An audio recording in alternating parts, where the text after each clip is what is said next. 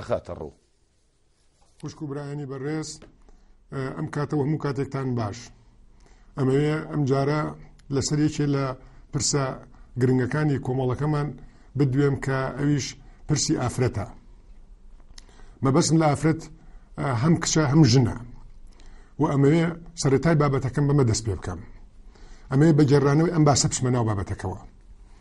بەر لە چەند ساڵێ لەگەڵ دوو کەسی پسپۆرە خەریکی تعدیلی قانونی ئەحواڵی شخصی و قانونی عقوباتی عێراقی و هەڵوەشاندنەوەی بڕیاری مەجلیسی قیادەی سەورە دەربارەی قەراری غەسلی عار بووین بۆ ئاگاداری خۆم و بۆ ئەوەی هەندێک زانیاری کۆبکەمەوە لەسەر ژیانی ژنانی ماڵ و کارمەندانی ناو دائیرەکان و پرسە ئاڵۆزەکانیان وەکو ڕاپرسیەکی سنووردار چەند پرسیارێکم بنووسین ئامادە کرد و دام بە چەند ئافرەتێکی ناسیاوم وەڵامەکانی بۆ بنووسنەوە.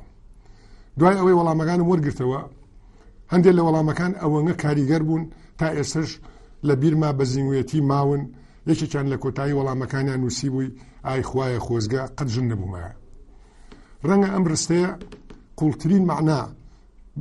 بە قوڵترین معنا تعبیر لە ڕەهەندە جیاوازەکانی کێشەی کۆمەڵایەتی ئابووری سیاسی و ڕۆشنبیری ڕەگەزی مێینەی کورد بکە. بەڵێ ژنانی کوردستان لە هەلومەرجێکی ئەوەنگە نالەبار و خراپە ئاژین کە هەندێکیان خۆزگە بەوە ئەخوازن ژن نەبوونایە. ئەوان جگە لەو بێدادی وەک هەر هاوڵاتێکیم کوردستانە هەستی پێەکەن لە ژێر گوشارێکی ئەخلاقی و کۆمەڵایەتی ئەوتۆدان کە ڕێگەی لە مبادرە و داهێنان و چالاکیەکانیان گرتووە. زۆر ئاشکرایە کە دەرفەت و هەلی یەکسان لە بەردەم ژنانی کوردستانە نییە و ئەوانەشی کە لە بواری گشتیدا کارەکەن ڕوبەڕووی چەندان گوشاری کۆمەڵایەتی و تانە و تەشەر و ناو ناتۆرە بنەوە کە زۆر ئازاریان نەدات.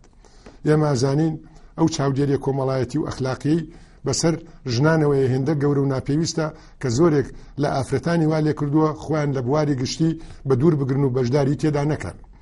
تەنانەت ئافرەتانی ناوماڵیش لەگەڵ ئەوەشە کە ئەرچی سەرەکی کاری ناوماڵ و ڕێخستن و چاودێری مناڵانیان نەکەوێتە ئەستۆ، بەڵام لە بەرامبەر ئەم مەرکە سەختەدا هیچ پاداشتێک نەئەکرێن و مافێکی ئەوتوایان نییە.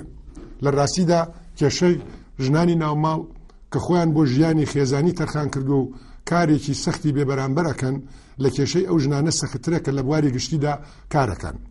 چونکە لەلایەک بەهۆی داخراوی خێزانی ئێمەوە کەس بە هیچ یەک لەو بێدادیانە نازانێت کە دەشێت ڕوبەڕووی ژنانی ماڵەوە بێتەوە لەلایەکی تریشەوە بە بیانووی حرمەتی بواری تایبەتی کەس ناتوانێت دەستکاری ئەو ڕێخستنە کۆمەڵایەتیە ناتەندروستە بکات کە دەشێ غەدر لە مافەکانی ژنانی ماڵەوە بکات. بوون و نەبوونی مافی ژنانی ماڵەوە پەیوەندی بە خێزانە کراوە و داخراوەکانەوەیە، نەک بە یاسا و ڕێسا گەلێک کە ئەم پەیوەندێ ڕێگە خات. ئەگەر ژنانی ماڵەوە نەچەوسێنەوە و مافەکانیان پارێزراو بێت ئەوە ئەمە ئەگەڕێتەوە بۆ چاکی و باشی ژینگەی کۆمەڵایەتی ئەو خێزانی تایە ئەژین و ئەگەر پسە و سێنرێنەوە مافەکانیان پێشێل بکرێت ئەگەڕێتەوە بۆ خراپی ئەو ژینگە کۆمەڵایەتی ئەو خێزانی تایە ئاژین. ئێمە بڕوامان وایە کێشەی ژنان ئەگەرچی ڕەهەندێکی جیهانی هەیە، بەڵام لەگەڵ ئەوە شابەشێکی پەیوەندی بە فەرهەنگ و ئەو دابوونەریتە ناوچەیانەوە هەیە کە ژنان تایە ئاژین.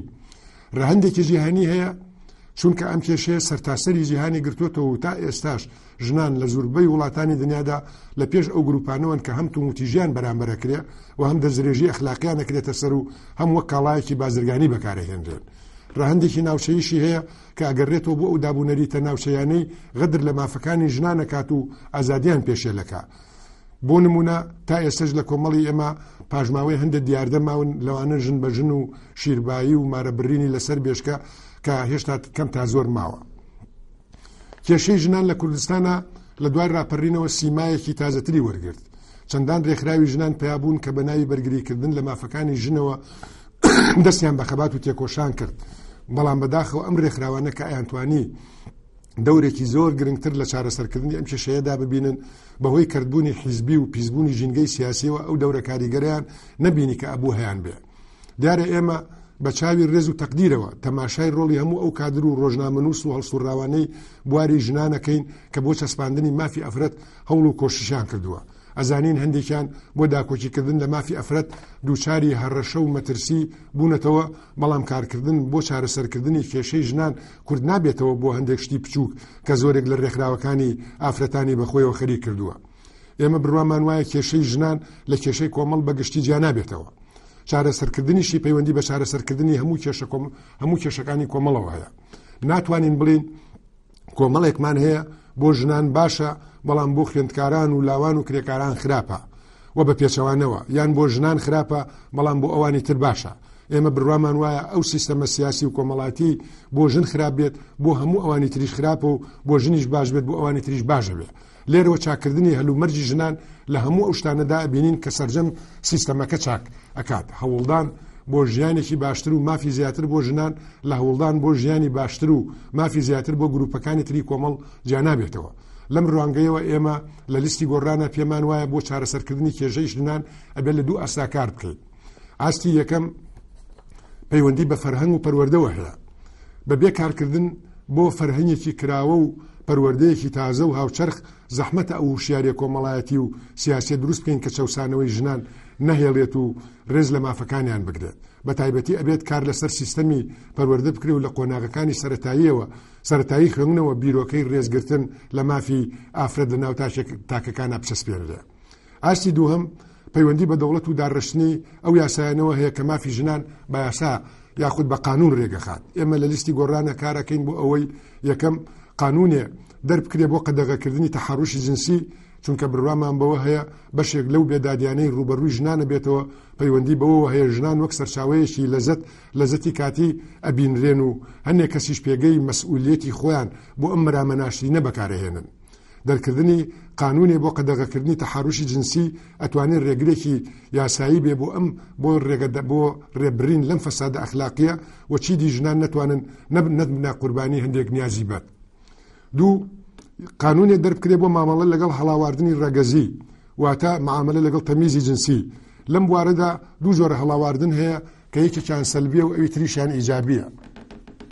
ئەلیف ڕۆ سەلبیەکەی هەڵاواردن ئەوەیە نابێ هیچ کەسێ جیاوازی لە نێوان ژن و پیاوە بکە چ لە ماڵ و چ لە بواری گشتیدا، بۆ نمونە باوک یان بەڕێوەبەر یان مەسئول جیاوازی لە نێوان نێر و مێدا بکات و چون یەک و یەکسان مامەڵیان لەگەڵ نەکات. پێویستمان بە یاسایە کە ئەم هەڵاواردنە قەغە بکات. با ڕووە ئیجابیەکەشی ئەوەیە ئەو کاتەی دوو ڕەگەزی جیاواز داواکاری بۆ ئیشێک پێشکەشەکەن گەر هەردووچیان هەمان مەرجانتیا بێت ئەفزەلیت بۆ ژنەکە بێت کار بۆ ئەوە ئەکەین یاسایەکی تایبەت بەم خاڵە دەربکرێ.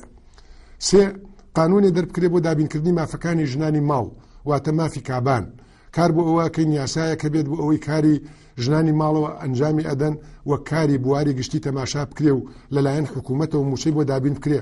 بۆ نمونە ئەو ژنەی کە خزمەتی مێردێکی پیر یان باوکێکی پیر یا کەم ئەندامێکی خێزانەکەی ئەکا ئەبێ ئەم کارەی وەک کار لە بواری گشتیدا حساب بکرێ و موچەی بۆ دابین بکرێ. چوارەم کێشەیەکی تر کە ڕوبەڕووی ژنانە بێتەوە نەبوونی مافی بەتەنیا ژیان و بەتەنیا سەفەرکردنە.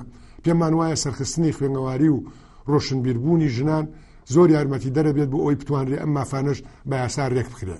پێنجەم بەشێکی زۆر لە ڕێژەی نەخوێنەواری لە کۆمەڵە لە ژنانایە کە ئەمەش چانسی دۆزینەوەی کار و هەلی باشتری کەم کردوێتەوە.